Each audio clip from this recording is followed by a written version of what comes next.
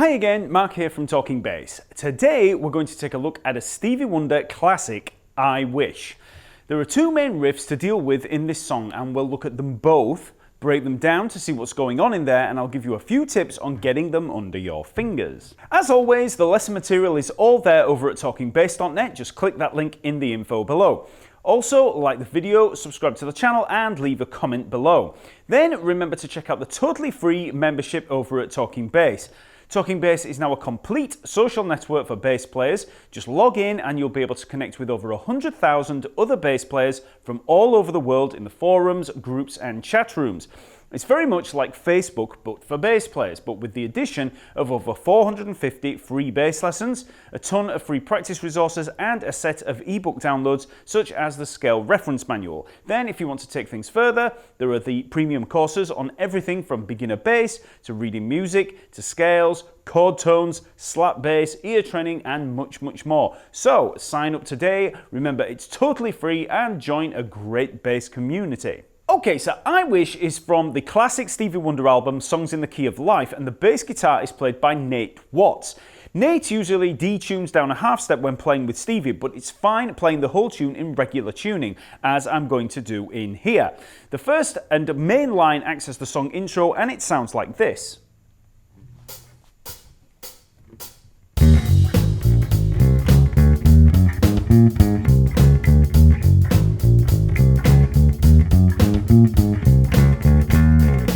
Then, to finish each verse, we also have the second riff, which sounds like this.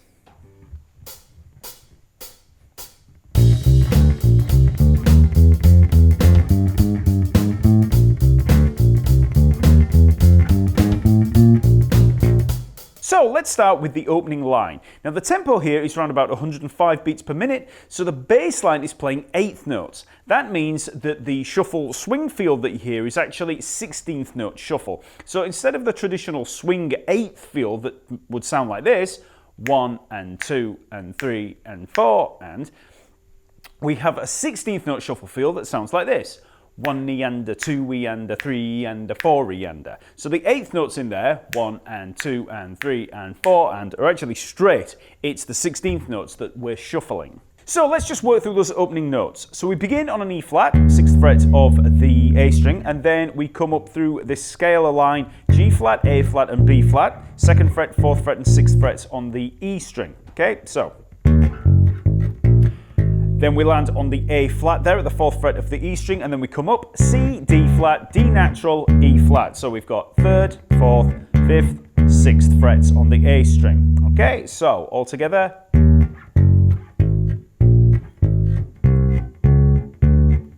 We're back where we started at the E flat. Then, for the second part of the line, we just repeat that pretty much, but we take that line that we played down here, the G flat, A flat, B flat, we take it up the octave, so we're actually playing it up here. Okay, so we start E flat, 6th fret of the A string, then we have G flat, A flat, B flat, 4th, 6th and 8th frets on the D string. Back to the A flat there at the 6th fret, and then exactly the same, C, D flat, D natural, E flat, 3rd, 4th, 5th, 6th frets on the A string, okay? So exactly the same line, but we just take that line up the octave. So when we put all of those notes together very slowly, we have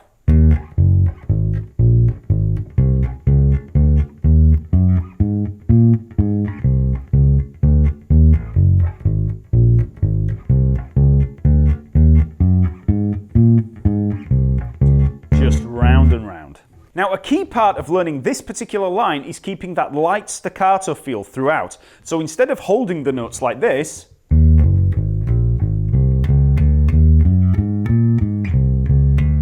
we're actually playing them detached. So we're cutting them short like this, which gives it more of a bounce. Okay, so here's held and detached. Now, if you've never experimented with your note control and length of notes, then this is great practice. Just try taking a single note to begin with and just experiment with a variety of note lengths. You obviously have to release pressure on the string a little to cut the note short. And it also helps to bring the other fingers into play for the choking. And any of you that have seen my lessons on home position will know exactly what I'm talking about with that, okay? So if you've done the home position thing, then this will seem really easy. So you could just take straight quarter notes, 1, 2, 3, 4, then cut them in half and choke on the ands. So 1 and 2 and 3 and 4 and then try them a little shorter. And then maybe as short as you can. Just try experimenting with a lot of different note lengths. And like I said, you want to be releasing pressure with the fretting finger. And when you do that, you don't want to bring the finger right off, because if you do that, you're gonna get that kind of thing. So what you've got to do is release pressure and just rest it against the string. So you're basically stabbing at the note. Okay, so if you were to put the finger resting against the string to begin with, and then when you play the note, you press it down, then when you take it off, you just go back to where you started. Okay?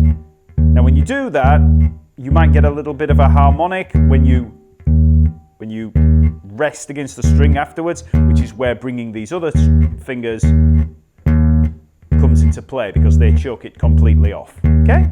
Another thing to look out for in this riff is the fingering in the fretting hand. Now don't worry about stretching the hand or anything like that on those lower and higher lines. You know, when you get down to this G flat, don't be thinking, oh, okay, first finger, second finger, fourth finger, and I've got to stretch all the way. You don't need to do that. When you play, you could start on either the pinky or the third finger there, the ring finger, either way, it doesn't matter. I generally start on the pinky. And then you shift down to catch that G flat at the second fret with the first finger, okay? So don't stretch, just move the hand, okay? And then when you work up to the A flat there, just come up with the first finger. Okay, so I'm only using the first and fourth fingers there, the index and the pinky. Just moving the hand rather than trying to do this and staying in one position. Makes things a lot easier. And then when you come up on the little chromatic line there, you could play one finger per fret, but I'd never bother. I just come up, first finger, second finger, third finger. Or first finger, second finger, fourth finger. Okay, so all the way through that, I'm not stretching at all. It's all about just moving the hand, making it as easy as you can for yourself. So before we move on to the second line, let's break that line down a little and see what's going on in there. So we're pretty much playing what is a walking bass line through the chords E flat minor 7 and A flat 7. So. And this looks like a good old 2-5 progression, although I wouldn't really describe this as being in D flat major. E flat definitely feels like the main point of resolution, so it's more of a 1-4 progression in E flat minor or E flat Dorian.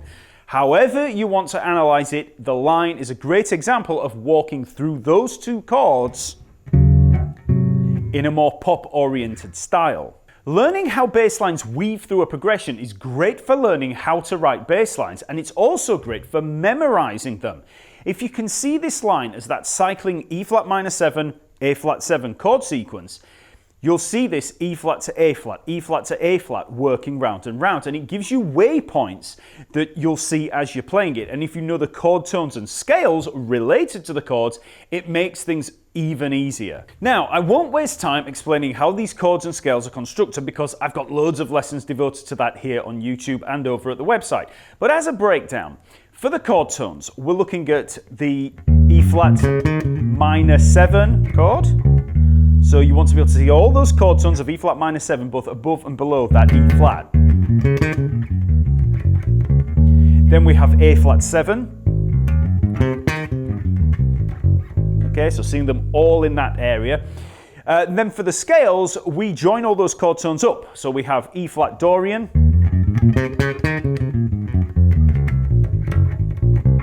Again, I was working above that E flat and below it. And then for the A flat 7, we've got A flat Mixolydian. Okay, so it helps to know those chord tones and those scales all in that area, both, above and below the root note, every note of them in that area. Remember, for any scales or chord tones, we can fill in the gaps even further by adding chromatic notes in there, which you'll see in a second. But let's start with the E flat minor 7 first. So we begin on the E flat, which is the root note, and then we're going to be aiming for the A flat of the next chord, the A flat 7. So we've got to jump down to the third of the chord of the E flat. We jump down to the G flat there, and then we come up through the scale: G flat, A flat, B flat. So we started on the root note, jumped down to the third, and just came up through that Dorian scale. You could also see it as the notes, the basic chord tones: E flat, G flat, and B flat, but with a passing note in there of A flat. However you want to analyze it, but basically, we're working around the chord tones.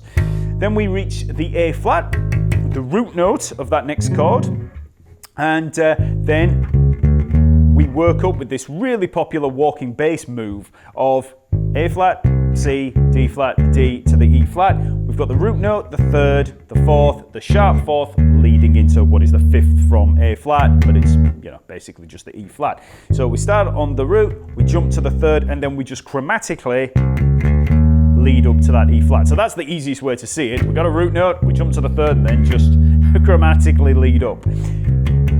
And then for the second part of it, exactly the same as it was before, but you can actually see that scale move a lot better when it's up the octave. So we've got the root note, third, fourth, fifth to the A flat. If you know the arpeggio there, or the E flat Dorian scale, you can see those notes there working through the chord tones on the scale, okay? And then back up with that little chromatic line. So you can see here how if you know the chords, you know all about intervals, chord tones, and scales, if you've already memorized all those things, you know them. Memorizing lines like this, no matter how easy or how tough they are, if you've already got all of those nuts and bolts there up in your brain, then it's familiar material, which makes learning it and memorizing a lot easier because you'll start to see all of the patterns in there. So now let's quickly move on to the second line, which sounds like this.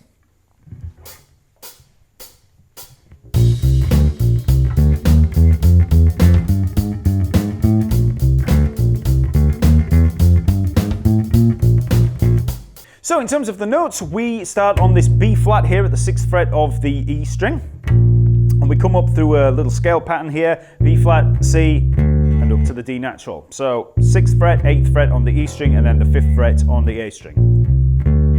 And then we jump back down to the B flat. So we're back down to the 6th fret of the E string. So that's our first little line. Then we have this line, we start on the C, we have D, D sharp, E, up to the F. Okay, another very popular walking bass move. So we've got 8th fret on the E string, then 5th, 6th, 7th, 8th frets on the A string. So all together, those two lines. We've reached up to this F. Okay, then we have this little line. Okay, so F to the E natural, back to the F. So this little chromatic move there. So 8th fret, 7th fret, 8th fret on the A string, G, 5th fret of the D string, then we're at the A flat, okay, so A flat, so 6th fret, 5th fret, 6th fret on the D string, and then 7th fret on the D string, so, okay, so that's the whole of that first part, so we have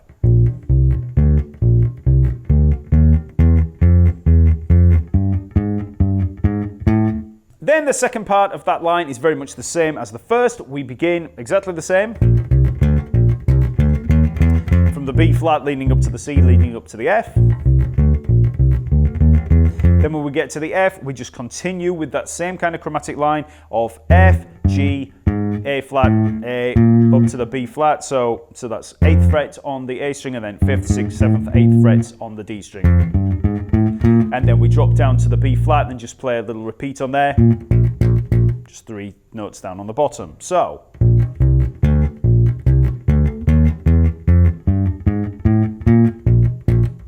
And and that's the whole of that line. So if we put all of that together very slowly, we have...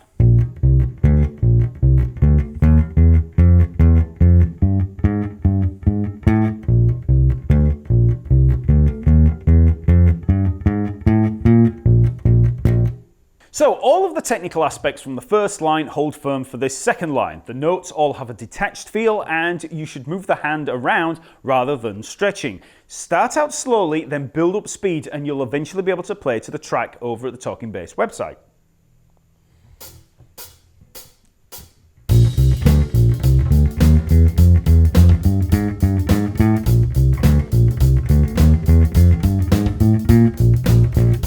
Now, in terms of the chord progression, we have B flat 7, C7, F minor 7, and then A flat 7. Then we have a repeat of B flat 7, C7, F minor 7, and then B flat 7 at the end.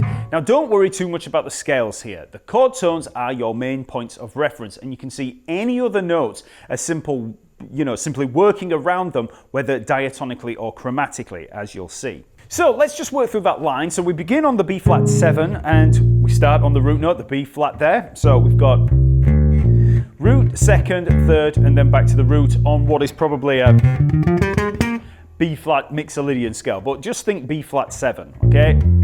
Okay, so it's just coming up with a little scalar line through the B flat 7, root, up to the third, and then back to the root. Then we're on to the C7, and we're hitting the root note there of C, and then we're going to be moving to the F. Okay, so we've got a journey to make from the C to the F, and that's where that chromatic line comes in handy, which is what we saw in the first line there. So we've got C, then D, and then E flat, E, up to the F. That's all it is. We're playing the root note, and then we're coming up chromatically up to that F. Okay, and because it's a C7, we've got the root note, the second, we've got the minor third is the chromatic line leading up to the major third and then the fourth there. So unlike the first line where the chromatic note was the note leading into the next chord, in this one the chromatic note is actually the minor third to the major third. So next we're on the F minor 7 leading up to the A flat minor 7. We're on the F here, the root note, and remember we're going to be moving to the A flat, which is not very far away, so there's not much room to maneuver melodically. So that's where this little chromatic neighbor note works really well. It doesn't work actually with the chord because we're using a major 7 there. It's a minor 7 chord, but it doesn't matter. We're on a weak beat and we're just using it to move up to that A flat, okay? There's a lot of pull on that major 7 leading back into the root, okay? This is where knowing all about your intervals comes into play. So, then we're on this A flat. Same again, we've got this little chromatic neighbor note there. So we just play the root note, down a half step, back up again, and then what is actually a chromatic passing note, we would be moving to this B flat up here, because that's the next chord, but we actually drop down. But that's what it would have been, but we drop down, okay? So, scale there, then little chromatic move up to the F, chromatic neighbor note, move up to the A flat, same again, chromatic passing note, up to the B flat, but a drop down, okay? Then for the second part, we've got the same again, same little scale move, then little chromatic move coming up to the F, and then same chromatic move because we're wanting to come from the F up to the B flat. So it's movement by a fourth, very popular in walking bass lines. That line there that you're seeing is so popular in walking bass lines. So if you're wanting to learn walking bass lines, this is all that walking bass line material, okay? And then once we get up to that B flat, we're just playing 3 notes there on the root note, just to emphasize that dun dun dun dun back into the main riff. Okay, so that's a breakdown of both riffs from I Wish by Stevie Wonder. This is pretty much seen as a beginner song, but as you can see from the breakdown, it's not quite as simple as you might think, and it's also a great introduction to learning how bass lines can weave through a progression. As always, like, comment and subscribe to the channel, then check out the lesson material and track over at the Talking Bass website where you can enroll for free in the huge Talking Bass Network membership. Okay? I'll see you next week.